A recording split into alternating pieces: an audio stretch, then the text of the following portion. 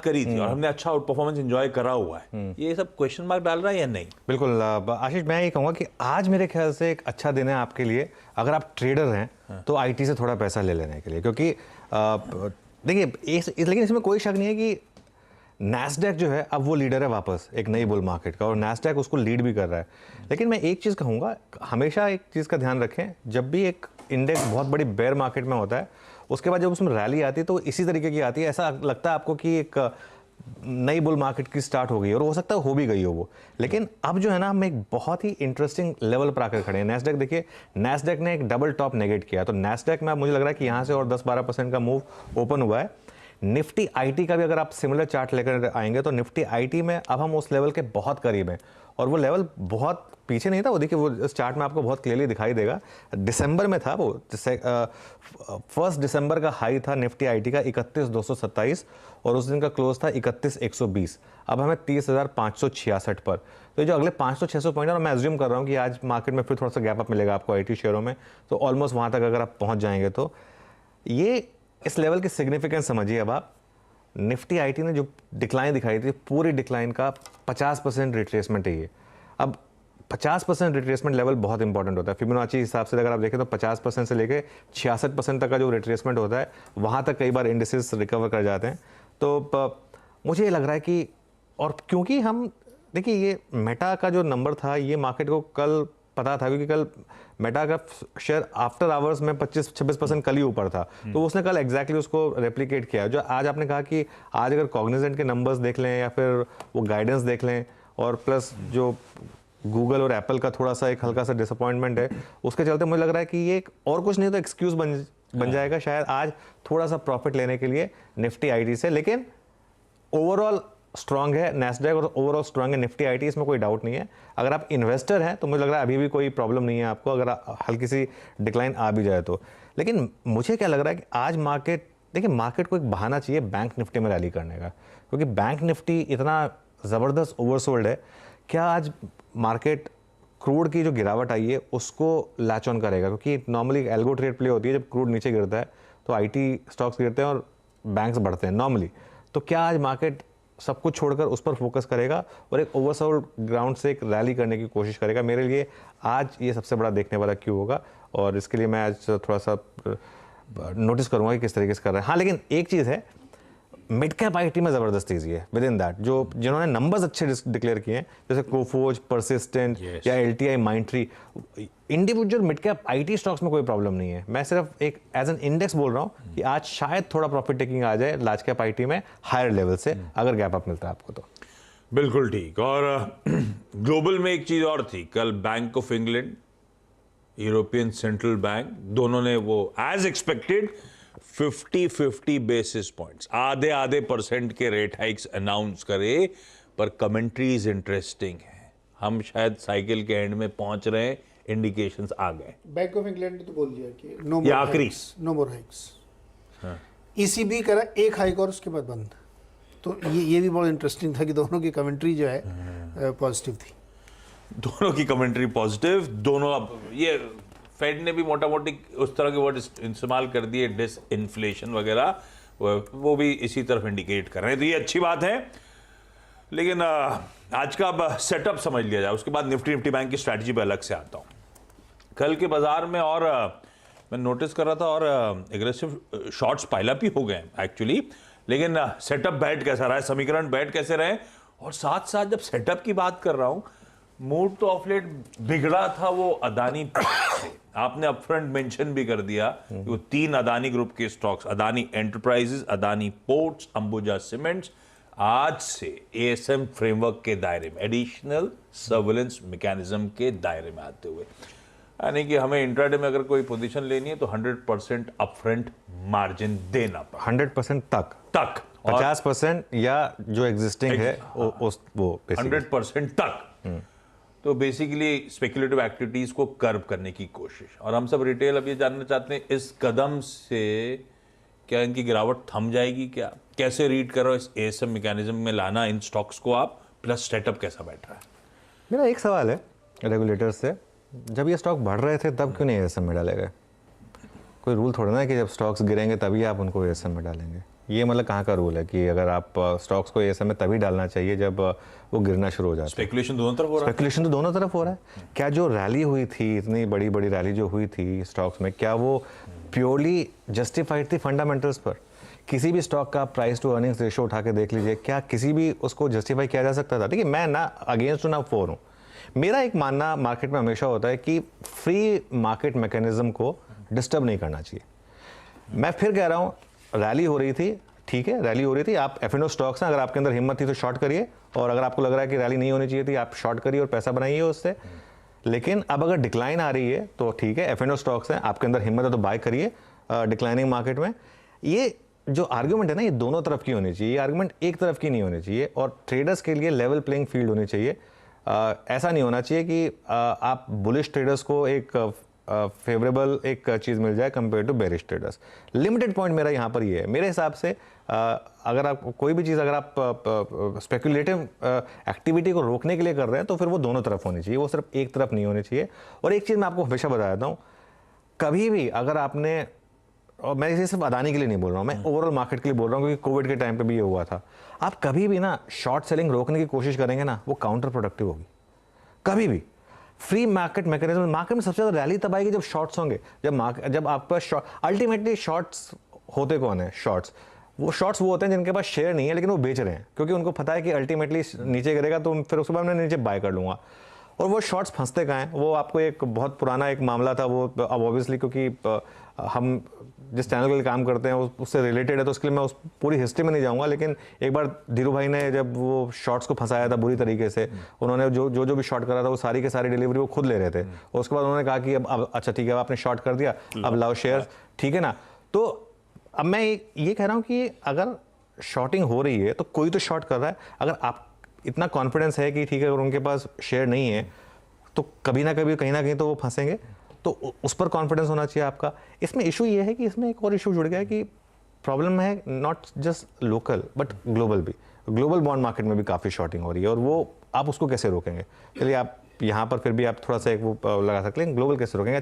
कल का delivery volume देखिए अदानी एंटरप्राइज में, कल काफ़ी डिलीवरी हुई है वैसे by the way. 60 lakh share Adani का डिलीवरी, मतलब 1000 करोड़ की कल डिलीवरी हुई है अदानी एंटरप्राइजेस में। और ये जितने भी, अच्छा F&O स्टॉक का फिर भी मैं समझ गया, कैश स्टॉक्स का सर्किट क्यों नहीं खुल रहा है? कैश स्टॉक्स कौन बेच रहा है? मैं तो ये जानना चाहता हूँ कि क्योंकि फ्लोट तो लिमिटेड है, तो कैश स्टॉक्स कौन बेच रहा है अल्टीमेटली? मतलब ये एक हैरान करने वाली बात है, कैश वाले स्टॉक्स 50-50, 60% नीचे गिर गए, ये स्टॉक्स कौन बेच रहा है? मेरे ख्याल से ये बहुत ही इंटरेस्टिंग और पता लगाना होगा कि ये एग्जैक्टली। और मैं ये नहीं कह रहा कि पता लगाना होगा इन अ सेंस कि ये मतलब जो बेच रहा है वो कुछ गलती कर रहा है। भाई अब कल हमारे चैनल पर फॉर एग्जांपल एक गेस्ट थे आशीष महेश्वरी जी, उन्होंने एक बहुत इंटरेस्टिंग चीज़ बोली कि मैं तो अदानी विल्मर लिया था, फंडामेंटल्स पे लिया था, मुझे बहुत अच्छा लग रहा था, लेकिन अब मैं फंस गया हूँ, जिस दिन सर्किट खुलेगा मैं तो बेचूंगा। और उसमें कोई गलत नहीं है, मतलब अगर आप एक, और ये एक नॉर्मल ह्यूमन साइकी है ना, अगर आपने कोई स्टॉक लिया हुआ है और लगातार वो सर्किट टू सर्किट जा रहा है, आपकी स्टॉक मार्केट में साइकी क्या होती है? अगले दिन अगर सर्किट खुल जाए तो मैं बेच के निकल जाऊँ बस, उसके बाद आगे क्या होगा मुझे कुछ फर्क नहीं, मेरे को जितना इस समय बेच के मिल जाए वो। तो मुझे लग रहा है ये सारा का सारा जो है ना, एक स्पायरलिंग एक इम्पैक्ट बन गया है इस समय मार्केट के ऊपर। तो ये खैर किस करवट बदलेगा वोट, ये तो अब आगे जाके पता चलेगा आशीष। लेकिन मेरा एक लिमिटेड पॉइंट ये था कि ये जो ASM वाली चीज़ है ना, ये दोनों साइड होनी चाहिए। और अगर मैंने मिस किया था कि जब अप साइड पे भी ASM में डाला गया हो तो अपॉलॉजीज फॉर दैट, लेकिन मेरे ख्याल से तो नहीं किया गया था, लेकिन अगर किया गया होगा तो चलिए ठीक है, फिर जैसे मैं कह रहा हूँ अपॉलॉजीज फॉर दैट। लेकिन अब सेटअप की जहाँ तक बात है आशीष, सेटअप में बहुत इंटरेस्टिंग चीज़ है कि कल फिर से सेलिंग और FIs की, लेकिन हालांकि DIs ने फिर थोड़ा सी फायर फाइटिंग का काम किया है और कोशिश कर रहे हैं कि थोड़ा सा मार्केट को बचाया जाए। लेकिन FIs एंड F&O में देखिए आप इंडेक्स फ्यूचर्स का आंकड़ा, और कल वापस बेचा उन्होंने 2464 करोड़, और लॉन्ग्स 1800, और शॉर्ट्स देखिए कितने ज़्यादा बढ़े, 28,000 शॉर्ट्स, 17% लॉन्ग है मार्केट में और 83% शॉर्ट है। मतलब अब मार्केट ऑलमोस्ट आप उस लेवल पर ले गए हैं जहाँ FIs का 0 लॉन्ग है मार्केट में, सिर्फ शॉर्ट्स हैं। तो एक मार्केट को ट्रिगर चाहिए, वो ट्रिगर कहाँ से आएगा? जैसे मैं कह रहा हूँ या SBI की नंबर्स या कमेंट्री से आएगा, या ये अदानी में अगर थोड़ी स्टेबिलिटी आ जाएगी उससे आएगा, कहीं से भी आ जाए। मुझे लग रहा है कि मार्केट में फिर एक शॉर्ट कवरिंग ड्यू है। पुट कॉल रेशियो 0.94, 0.7 से तो बाउंस दिखा चुके हैं हम अच्छा खासा, लेकिन खैर फिर नोटिस कर। लेकिन एक चीज़ है मार्केट में, एक चीज़ का ध्यान रखिए, अभी भी टेक्सचर काफ़ी वीक है। रैलीज जो भी आएंगी वो प्योरली शॉर्ट कवरिंग रैली होंगी, और उस रैली में आपको प्रॉफिट बुक भी करना है। ऐसा नहीं कि लेके बैठ जाएं कि बस अब खत्म हो गया मार्केट का पेन। मार्केट का पेन खत्म नहीं हुआ है अभी। मार्केट का पेन इस तरीके से खत्म नहीं होता कि बस 2 दिन सेलिंग आई और मार्केट रिकवर कर गया। एक बार मार्केट में पेन आती है ना, वो थोड़ी लंबी चलती है, थोड़ा मार्केट लोगों को, जो वीक लॉन्ग्स होते हैं, जो वीक इन्वेस्टर्स होते हैं, उनको बाहर करती है, उसके बाद मार्केट वापसी करती है। ऐसे नहीं होता कि बस एक वन सूप में गिरा और मार्केट ऊपर चलना शुरू हो गया। ऐसे मतलब डाउन ट्रेंड्स ऐसे खत्म नहीं होते हैं। लेकिन हाँ, आज अगले 3-4 दिन में मुझे लग रहा है कि थोड़ी शॉर्ट कवरिंग की उम्मीदें हैं, प्रोवाइडेड जो मैं लेवल डिस्कस करूंगा अगर वो होल्ड हो जाए तो। बिल्कुल ठीक। तो बस और लेवल डिस्कस करने की बारी आ ही रही है, लेकिन एग्रेसिव शॉर्ट सिस्टम में थोड़ा सा, लेकिन फिर भी मार्केट्स को लेकर कॉशियस रहेगा। कोई ट्रिगर आ सकता है जो अच्छे मूव्स बनाए, लेकिन उसमें अपनी पोजीशंस को अनवाइंड करने की कोशिश भी करते चलिएगा। क्योंकि अदानी ग्रुप की बात हुई थी, एएसएम फ्रेमवर्क में 3 स्टॉक्स अपडेट कर दिया है, Adani enterprises, Adani ports, Ambuja cements. और अपडेट्स ग्रुप के दे देता हूं। S&P, Dow Jones, Adani enterprises को डाउ जोन्स सस्टेनेबिलिटी इंडिसेज से मंगलवार से 7 फरवरी से बाहर निकाल रहा है।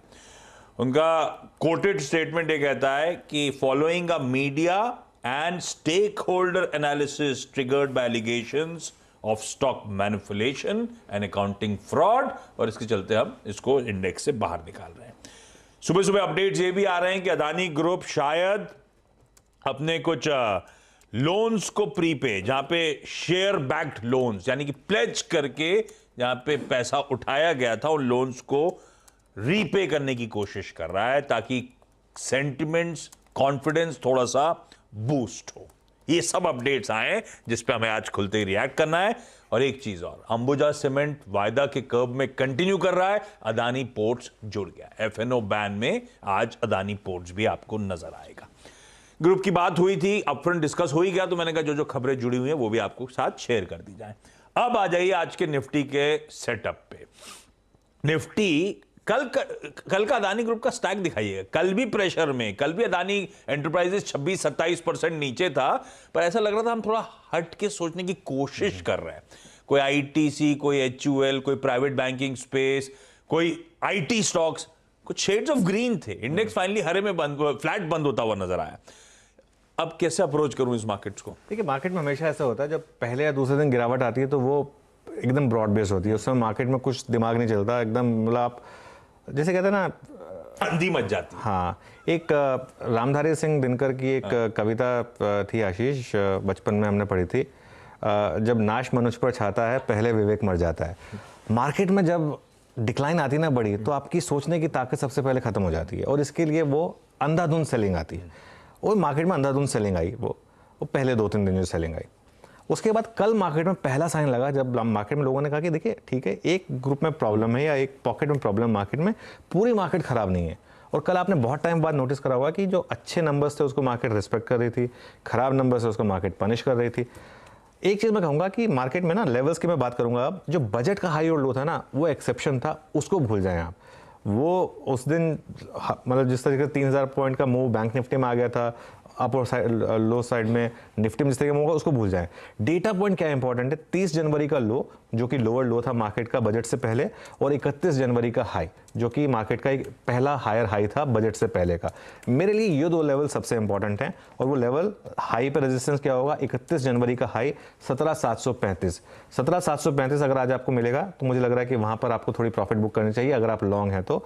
और पहला सपोर्ट 17446, और फिर 30 जनवरी को जो कल का लो है 17446, उसकी इंपॉर्टेंस ये है, और वो 17405 जो 30 जनवरी का लो है उसके आसपास। बजट डे लो को मैं इतना इंपॉर्टेंस नहीं दूंगा, क्योंकि जैसा मैंने कहा कि बजट डे वाले दिन काफ़ी पैनिक दूसरे दोनों साइड में या काफ़ी मूव आ जाता है।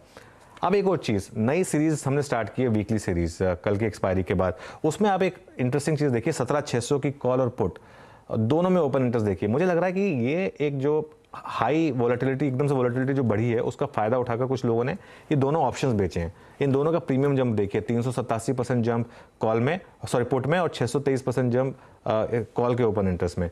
और दोनों का कंबाइंड प्रीमियम अगर आप कर ले तो करीब करीब 320 रुपए के करीब आता है। तो जो एक स्मार्ट ट्रेडर है वो एज्यूम कर रहा है कि ये 17300 से 17900 के बीच में निफ्टी रहने वाला है, और शायद 17600 के आसपास ही ग्रेविटेट करे और 4-5 दिन, तो उसको वो प्रीमियम पूरा का पूरा खाने को मिलेगा। तो मुझे लग रहा है कि अब आपको इस रेंज को प्ले अप करना है, क्योंकि अगर पहले दिन का ऑप्शन जो सेलर है वो काफ़ी स्मार्ट होता है, और ये स्पेशली जो एफआई के आंकड़े उनको देख के हम कह रहे हैं, तो बाय और सेल दोनों करना है आपको। गिरावट में खरीदें, रैली में बेचें, और एक स्टकअप ना हो एक पोजीशन को लेकर या अपने व्यू को लेकर, जैसा मार्केट कर रही है उस हिसाब से बिहेव करें। और बैंक निफ्टी पर खास नज़र रखें, क्योंकि आज का जो ट्रेंड सेटर है, जो मूव डिसाइडर है, वो आज आईटी नहीं होगा, आज बैंक निफ्टी होगा। तो डिफाइंड मार्कर्स है, उसमें आप स्टार्टली दोनों तरफ के ट्रेड्स बना सकते हैं। वो लेवल्स आपकी स्क्रीन पर आएंगे, नोट डाउन कर लीजिए, स्क्रीनशॉट ले लीजिए, या फिर हमारे सोशल मीडिया प्लेटफॉर्म्स में ये सारी प्लेट्स अपडेट भी हो जाएंगी। आपने कहा प्राइम इंपॉर्टेंस आज निफ्टी बैंक को देना है। एसबीआई के नंबर्स मेरे ख्याल से बाजार के सेकेंड हाफ में आ रहे होंगे, लेकिन कैसी पोजिशनिंग, क्यों आप ऐसा कह रहे हो कि आज सबसे ज़्यादा फोकस इसी पॉकेट पे? क्योंकि कल का क्लोज, मैं क्लोजिंग को बहुत इंपॉर्टेंस देता हूँ। मेरे लिए मेरे एक ट्रेडिंग में, मतलब जब मैं ये पूरी स्क्रीन रीडिंग वगैरह सीख रहा था, तो मेरे एक गुरु हैं, उन्होंने मुझे कहा था कि amateurs open the market, professionals close it. तो जो लास्ट का, क्योंकि क्लोजिंग के वक्त अगर आप कोई भी पोजीशन लेके जा रहे हैं तो आप अनलिमिटेड रिस्क लेके जा रहे हैं। ओपनिंग के टाइम पे आप कोई भी पोजीशन ले रहे हैं, आप एक डिफाइंड रिस्क लगा सकते हो, क्योंकि आप एक स्टॉप लॉस लगा सकते हैं। लेकिन अगर आप किसी भी पोजीशन को क्लोज करके जा रहे हैं मार्केट में, तो आप अगले दिन के गैप अप या गैप डाउन, जिसका आपके पास कोई हेज नहीं है, आप वो करके जा रहे हैं। तो इसके लिए कल की क्लोजिंग देखिए बैंक निफ्टी की, आशीष, क्या ब्यूटीफुल क्लोजिंग थी, 2% लोअर लेवल से सुधरा। लेकिन एक चीज़ मैं कहूँगा, बैंक निफ्टी में लेवल बेस्ड ट्रेडिंग काम नहीं करेगी। क्यों नहीं करेगी? क्योंकि हज़ार पॉइंट के बैंक निफ्टी मूव दे रहा है, आप कहाँ स्टॉप लॉस लगाएंगे? लगा ही नहीं पाएंगे। तो लेवल से ज़्यादा चार्ट देखें, स्टेबिलिटी आ रही है तो बाय करें, डिक्लाइन आ रही है तो बेचें। सिंपल, बैंक निफ्टी में एक सिंपल पॉलिसी है आज आपकी। और अभी नियर टर्म में स्टेबिलिटी आएगी भी नहीं बैंक निफ्टी में, क्योंकि अगले हफ्ते आपको पता चलेगा, एक बार ये सब पूरा थोड़ा क्लैरिफिकेशन सब आ जाएंगे ये अदानी ग्रुप स्टॉक्स को लेकर। बस अगर आप एक सैक्रोसैंक्ट लेवल या लक्ष्मण रेखा जाना चाहते हैं तो वो 39,500 आपके 200 डे मूविंग एवरेज के काफ़ी करीब, और रिसेंट लो भी है वो 39,500। आज ट्रेड कहाँ बनेगी? अगर फर्स्ट आवर हाई निकला तो, फर्स्ट आवर हाई अगर निकला तो फिर मुझे लग रहा है कि मार्केट में आज शॉर्ट कवरिंग आएगी बैंक निफ्टी में। फर्स्ट आवर का हाई जरा वॉच आउट करेंगे। अनुज होंगे ही आपकी ओपनिंग के बाद बढ़िया तरीके से आज के सेशन में मदद करने के लिए।